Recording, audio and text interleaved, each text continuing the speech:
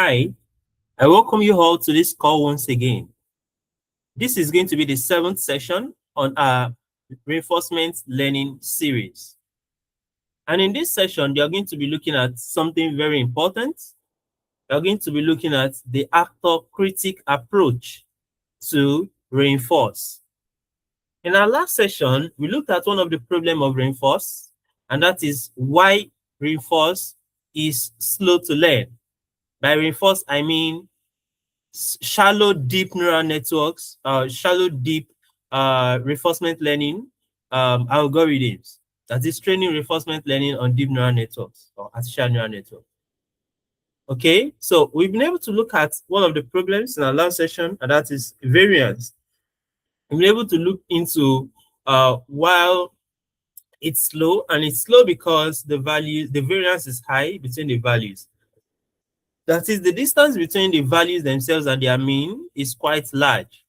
So having such is going to affect gradient updates of the learning weights during back propagation, and it's going to make learning to be very slow. Okay, because the gradient update is very small. Now, so we are going to be looking at the actor-critic approach.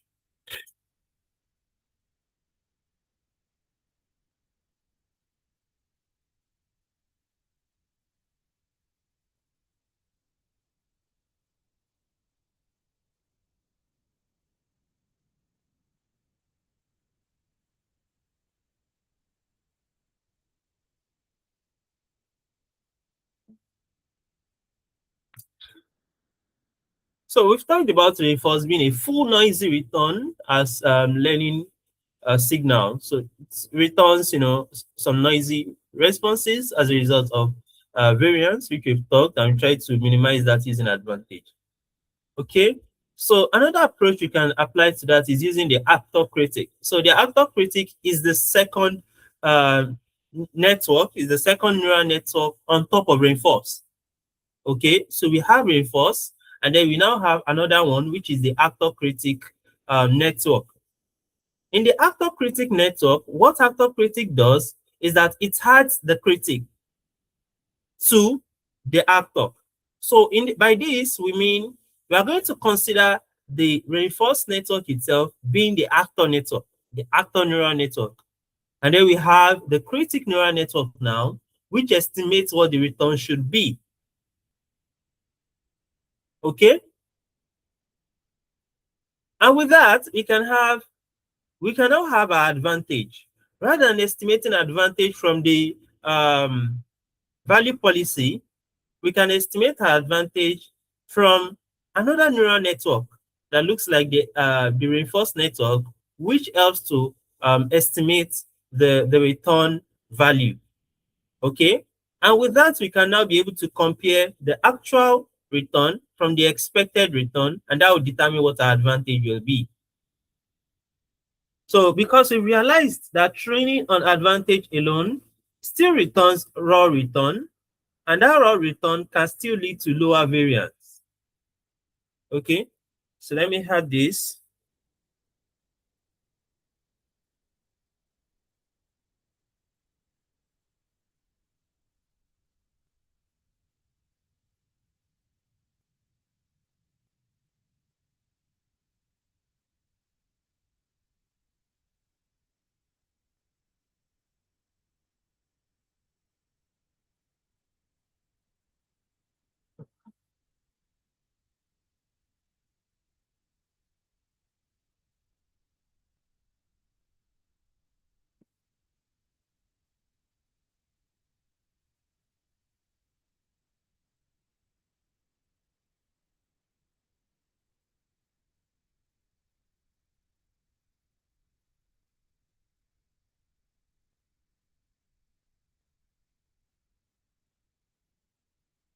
Okay, so it estimates what the return should be. Now, and that would be the expected. Because this is going to be the expected return. Now, we cannot be able to calculate the difference that is between the actual and expected returns to be the advantage. Okay, we can expect this to give us the advantage, which is the difference between the actual and expected returns. Now, if we are going to be looking at the two networks, okay, we are going to be looking at the two neural networks.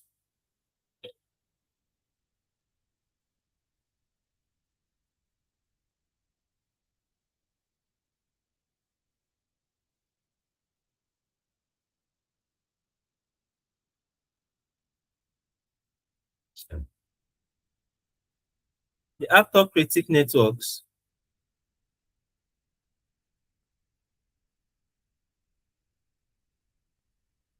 Now, from that, what do we get? We get the inputs.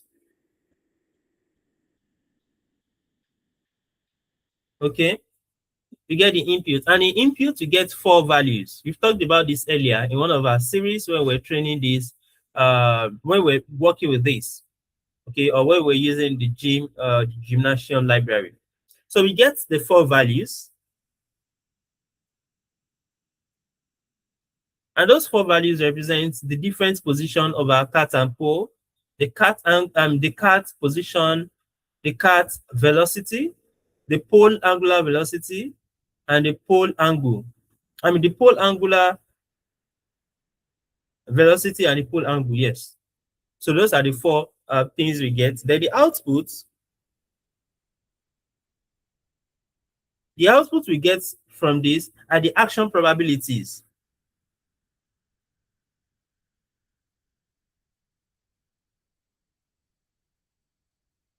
So because we have 2 actions that can be taken, left or right, it determines the position or the direction the cat should move to. So here we have 2. Now, so it now gives a probabilistic direction to what action is better to take, because we are going to be using softmax on top of that. So it gives us a probabilistic value that estimates what action gives better reward given that state. So with that, you are going to be having something like this. Let's say 4. So these are the 4 input values.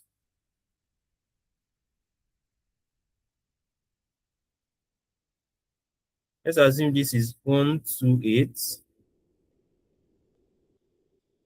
This is 128 as well. And this is 2. Okay, so 4 values as input, 128 neurons in the hidden layer, another 128 neurons in the hidden layer, and then the output here is going to be 2. So what we get from here, from this layer, within the hidden neural network, is we get a softmax.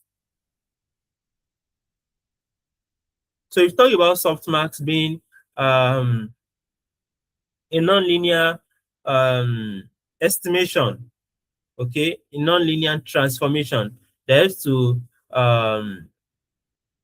transform our data from nonlinear from a linear form to a nonlinear form by filtering out and all of that. So in this case, what happens is we get an output probability that determines what direction to go to. So we can have something like 0.3, 0.7. If 0.3 is for left and this is for right, so this is telling us that we are getting 70% probability of getting a good reward if we go right. And by having such amount of high confidence score, then the model might make a decision of going right. So this is what we get on the action and on the actor side of it. On the actor side of the network, this is what we get. Now, on the critic side of the network, so the input state remains 2 as well. Input values are 2. Sorry, they are 4. Sorry. Input values are 4, representing the 4 different positions of the cards and the pole. Then the output here is different.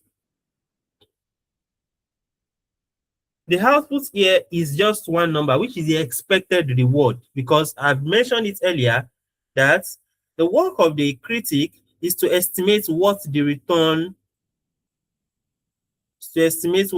should be.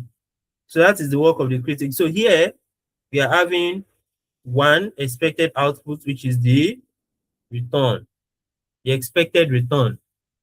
Okay, that is what that is going to give us. So if we are having this approach for 128, 128, and then 1. So this one here is the expected output. Okay, so now on the second hidden layer, on the critic neural network, so what we are going to be having here are raw values, which are going to be the return that is going to be that is expected. So we can have something like, let's say 245.3, because these are just raw values.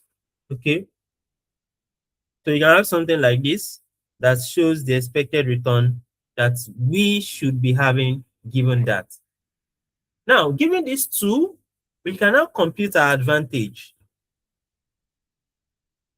We can compute our advantage.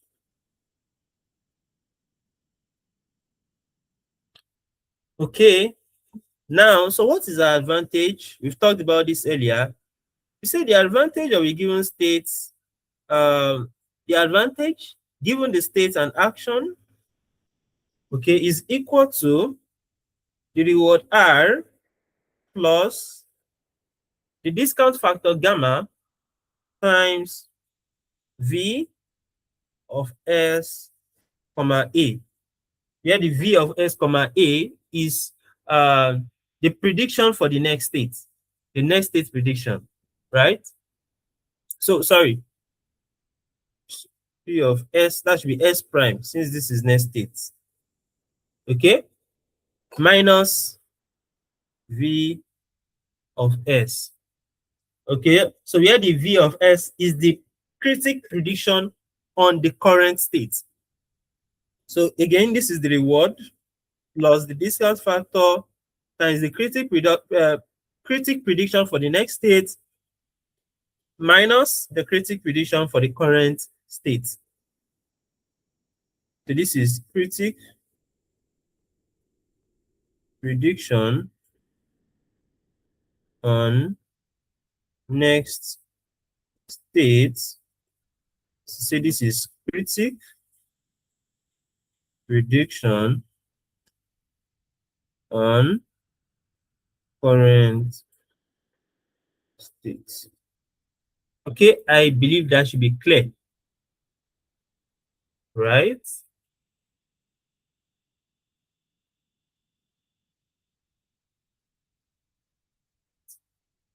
So if you are going to look at this clearly, you realize that the advantage you are talking about earlier, I mentioned that the advantage is the actual minus the predicted, minus the expected, sorry. Well, the predicted, the expected, yes. Now, so you realize that at the end of the day, all of this is the actual. And this is the expected return. Okay, so that is just basically that. Now, the next thing we are going to do is this. You are going to compute the loss, given advantage. We've talked about this earlier in our last session as well, but we'll look at it again. Now, to compute the loss, now that you've been able to use advantage to calculate what is the confidence interval between what is expected and what is actually gotten. So we can now be able to, evaluate our loss.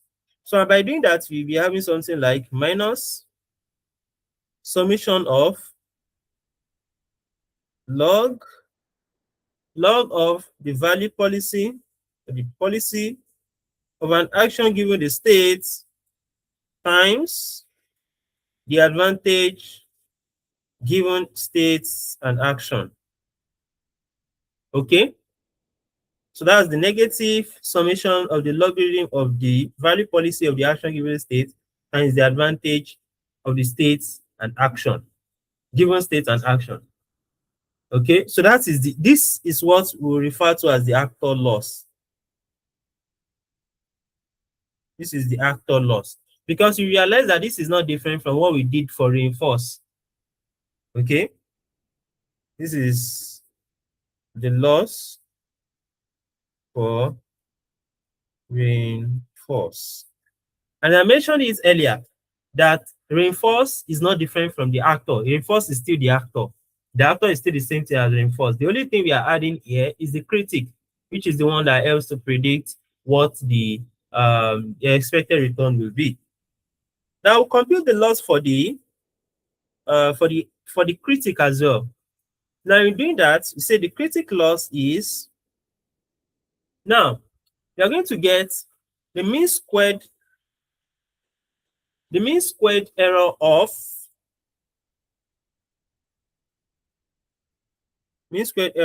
V of S. That is the critic expected return, right, on the current state, over R plus gamma times V of S prime. So which is the critic expected return for the next state, which is the actual, right? So the mean squared error on these two values, so because, I mean, it's just like calculating the mean squared error between the actual and the expected.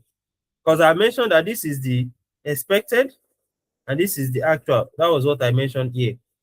Okay, so that's just like evaluating mean squared error on the actual and expected. So that is basically, what the critic loss will look like on that end.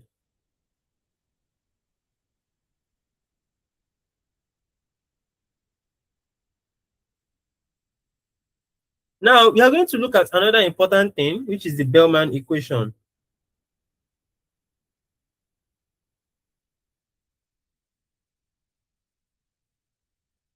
We're going to look at the Bellman equation. Now, so what should happen is you realize that, see, taking for instance, if, okay, so let me put it here. If actual, which is the, what's that actual again? Okay.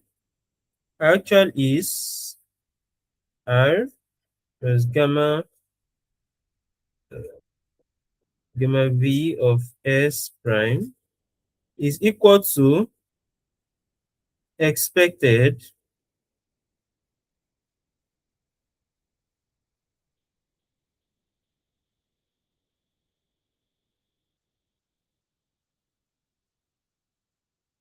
I expected is those are expected again P of S. Now, if our actual equals to expected, then we realize that error is 0 because the difference between them will be 0, right? Now, so what we are expecting is that our actual is equal to expected. Okay, that is the expectation. So what this will mean is that the critic do not wait for the episode to learn. It uses its own prediction to improve its prediction on the current state. Okay, and that is what we call the temporal difference. So what happened here is the critic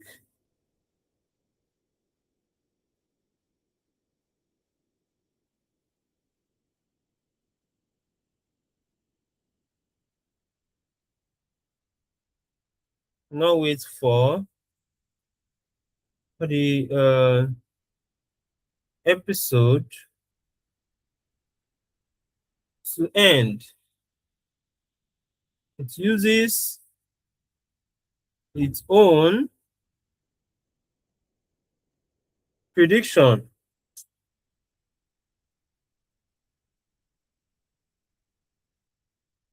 on expected return to improve its prediction. Okay, and that is known as temporal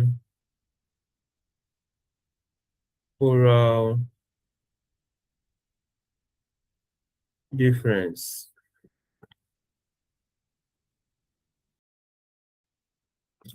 Okay, we were talking about temporal difference the other time as being, since the critic does not wait for the episode to end, and then it just improve itself based on what it has learned. So we refer to that as the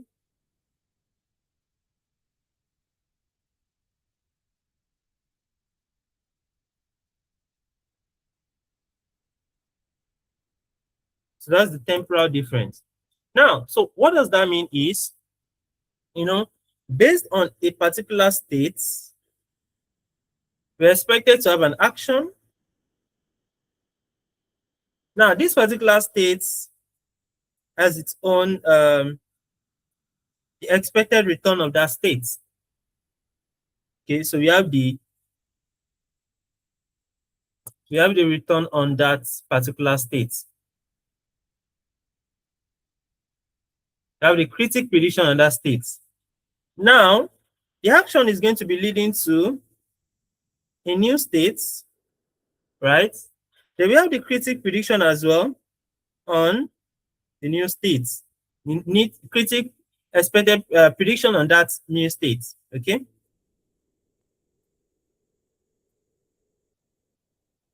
Then also we have actions. Then we have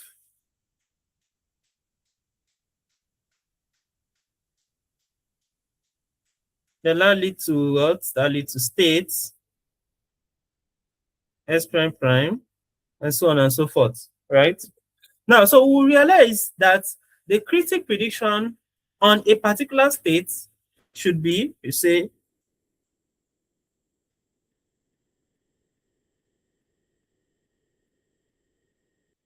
on a state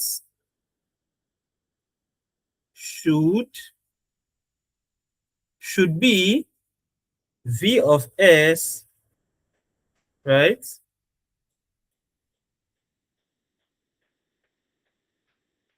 So let's say the critic prediction V of S. This is what should be. P prediction V of S should be R plus gamma P of S prime, right? So if V of S is wrong, and then we compute the mean squared error, then we do the back propagation, and then that is being corrected. So you say if V of S is wrong, okay, if V of S is not equal to R plus gamma V of S prime, so what happens here is we compute the loss on this, which is the difference, the advantage. So you compute loss.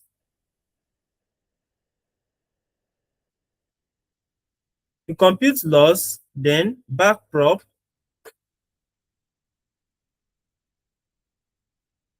Back prop gradient updates, and then we correct it.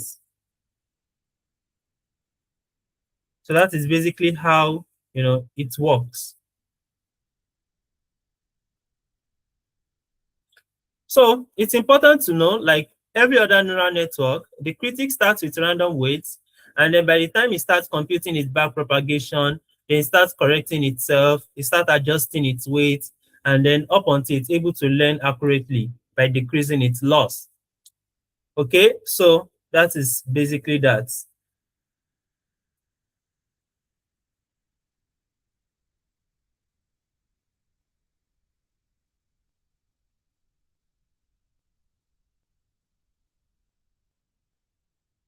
Okay, so let's proceed to code.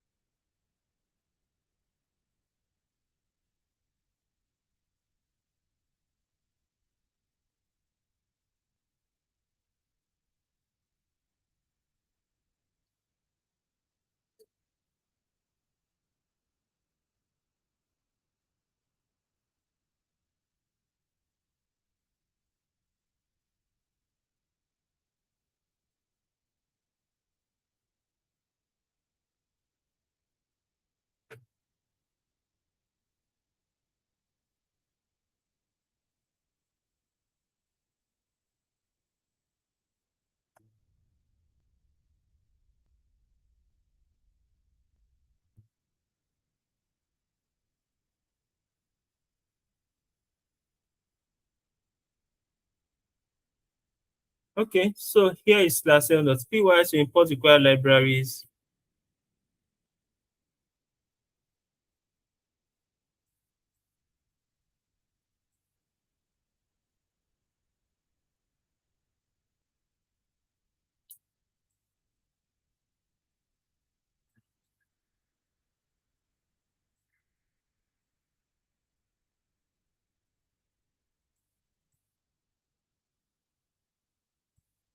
We're going to import quite a number of things. Just put them here. Right, these are the important things you are going to be importing. Now we are going to define the actor and the critic network. So you have the class.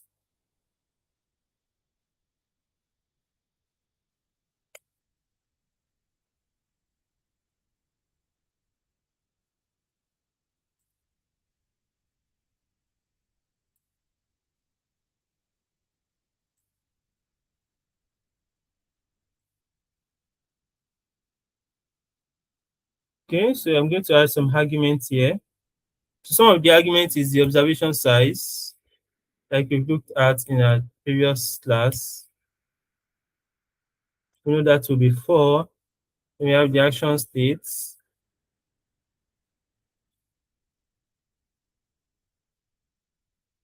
Action state will be 2, right? Because we have 2 actions. We have the hidden states. So that will be 128, right?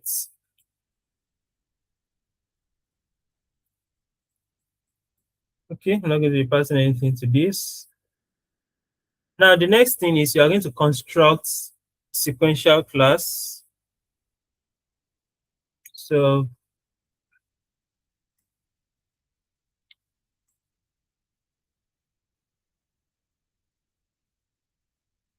when we talk about the sequential model, so that's a left to right model, a fully connected model,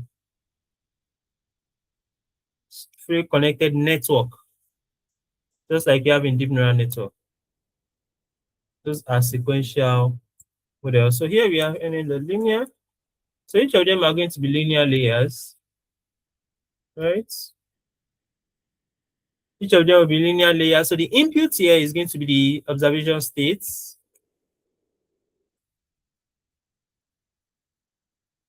Then states. Then the next one we are going to be having is also a linear layer. Okay, then we are going to be having the non-linear transformation. Here we are going to be using ReLU. Don't forget I mentioned that ReLU is often used in the hidden states of neural networks. Now, so hidden state, so here is going to be hidden state inputs. So what ReLU is doing there is filtering out the noise. Then we have another ReLU again after that.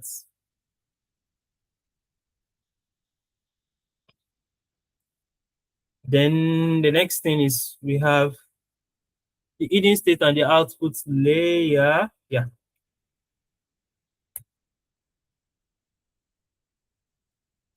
And then the action states. The action states, right.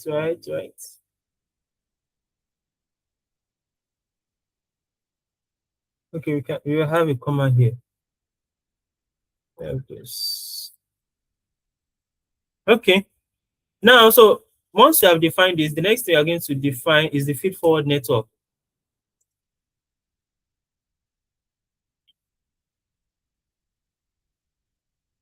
Right. I'm going to define the feed-forward network.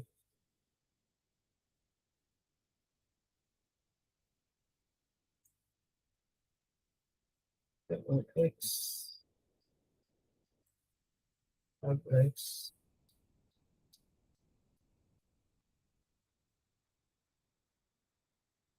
So here we are going to return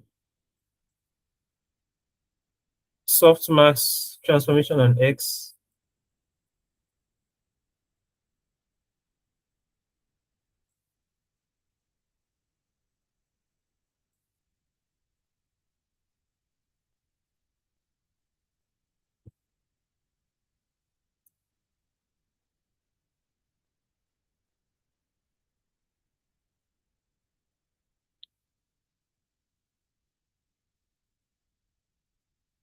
Okay, so we have this,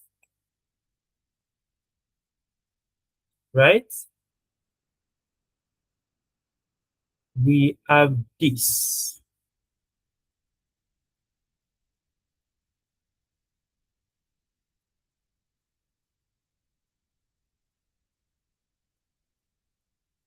Now, so we use something similar for the critic.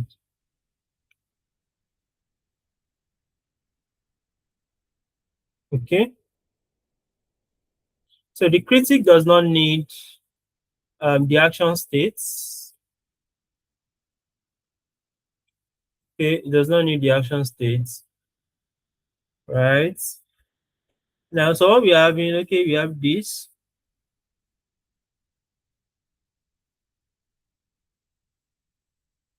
Then in the outputs, in the output will be 1, right? Because it's just returning the expected return. So the output there is going to be 1. So here, we are not returning softmax. So what we are returning is the value itself. So it says self.net. Yes. So self.net is the name of this instance that we created, or properties that we created. So self.net, and pass X into it.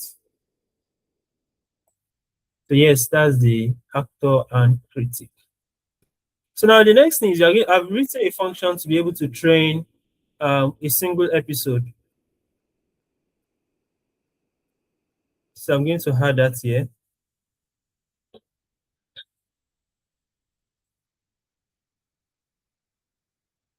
So this is a function to train a single episode. So here we have the env, the environment that we are using, the actor, the critic, the actor and critic network, the optimization on the actor and the critic, then the gamma, which is the discount factor. Here we are using 0.99. We talked about that earlier. We set the env at every point in time, and then we keep in the log probabilities, the values, and the rewards. And then we have this loop that helps to get the values from the critic, the rewards as well. Okay. And then we have each of these to train a single episode. You can see the back propagation and all of that there. Then we're also going to add a function. So this is to train one episode actor, right? To train a single episode actor. So here we are going to train Actor-Critic. Here we are training the Actor-Critic. So let's look at this. We have a function to train the Actor-Critic. So you can see we've initialized the environment we are using. We've initialized the actor, the critic, the optimization on both sides. And then we call the function that helps to train a single actor, right? A single actor critic, single episode of the Actor-Critic. Sorry, this function is to train a single episode of Actor and Critic. So we call that function here to get the reward and loss. Then we append and all of that. We append it to those empty functions. Okay. And then with this, we're able to visualize what was trained. So this is the function that helps to visualize what was trained.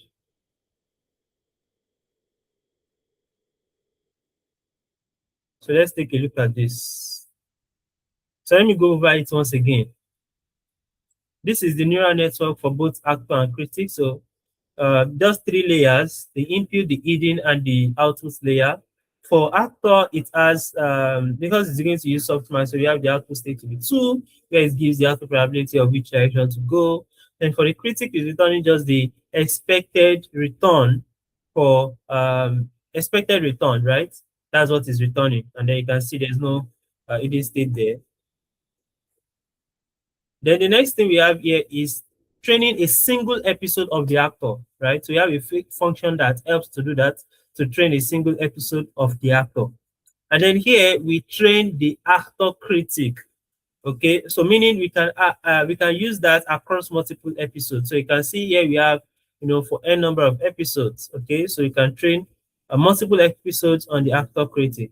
And then for whatever it is that is trained, the loss, the loss and the critic losses, rewards and critic losses, you can always visualize all of those things here. And that is what we are going to be doing now.